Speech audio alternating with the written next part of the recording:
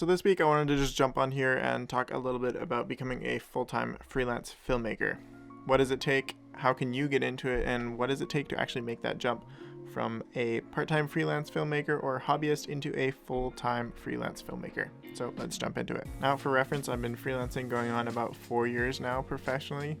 I did it part-time starting out for a while and then felt like I had enough of a skill set eventually to jump in full-time, and that's exactly what I did. So one of the obvious things to think about when you are considering going full-time with your filmmaking freelance career is money. Now, love it or hate it, that is a reality worth considering, as that kind of affects your livelihood in our modern society. That's just how things operate, and being a full-time filmmaker is a job that has some risks that come with it. Obviously, everyone's financial situation is different, and the monthly bills you have to pay are probably different than mine. So taking that into consideration is really important in the commitment that you make as far as how much risk you take on, whether you're jumping in full-time or just starting out part-time, or what kind of runway you have for yourself to support yourself while you're trying to build up those clients initially. Now, thinking about money is obviously a safe way to do it, but there's also another way to do it, that is just jumping in head first and fully committing yourself and not giving yourself a plan B at all and hoping it works out. Now, this is kind of the route that I went when I went full-time. I came back from traveling after 6 months, spent the rest of the money I had in my bank account, which was not much, on camera gear, and decided to go full-time. At that point in my life, I was 20 years old, and not that I'm much older now, but it kind of felt like I had nothing to lose. And at this age, with no family or house to take care of, it made a lot of sense just to jump fully into that and risk it all. Now, obviously, I wouldn't recommend that to everybody, but if you are the type of person that really needs to commit to something, this can be a good route to go. I find when you have your back up against the wall and really give yourself no outs and no other options, whatever you put your mind to, you can make happen. Now, another thing really worth considering is your skill set and your network. Obviously, you have to have the skills to become a full-time freelance filmmaker, which doesn't just come overnight. Before you make that jump, I definitely recommend building up a portfolio by shooting videos on the side, on the weekends,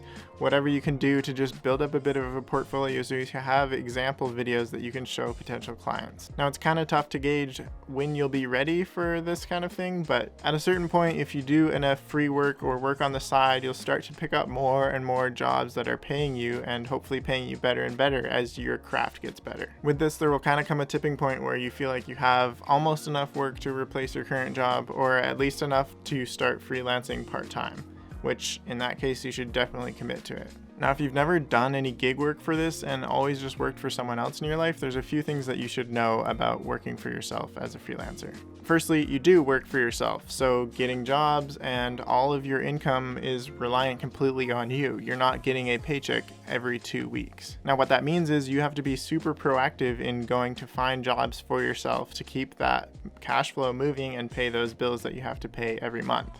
You have to go out, talk to people, network, try to get more jobs, keep shooting to improve your portfolio and scale your business up. Now, what that also means is because you don't have guaranteed work, there will be times where you just have no work at all. Still to this day, for me, years later, I have periods of time where I get no phone calls at all and no emails about any jobs whatsoever. It's super easy to get worried when this happens and think that you did something wrong, or your skill set is just not good enough, or a number of other things that can discourage yourself, but it's really important to just stay patient with it. Because all of a sudden, one day the phone will start ringing again and you'll get 5 jobs all at once. That's just how it goes.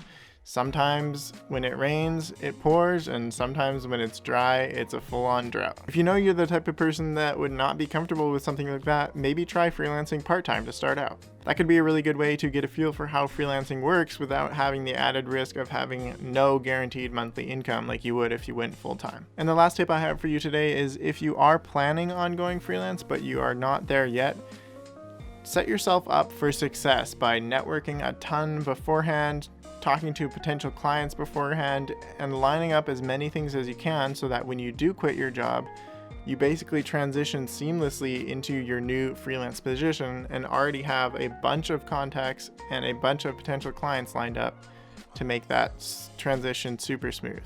Anyways, I just wanted to do a quick video for you guys today. Obviously, this was just a random rant, and hopefully you did enjoy it. It was a little bit different from my other videos, but I wanted to get one out this week for you. If you did enjoy it, make sure you click the like button down below. It actually does make a difference, and feel free to subscribe because I'm going to be making more filmmaking content just like this, as well as lighting tutorials, a whole bunch of other stuff. Whatever it's going to be, I'm going to enjoy making it. Hopefully you enjoy watching it. Thank you so much for watching, and we'll catch you in the next video.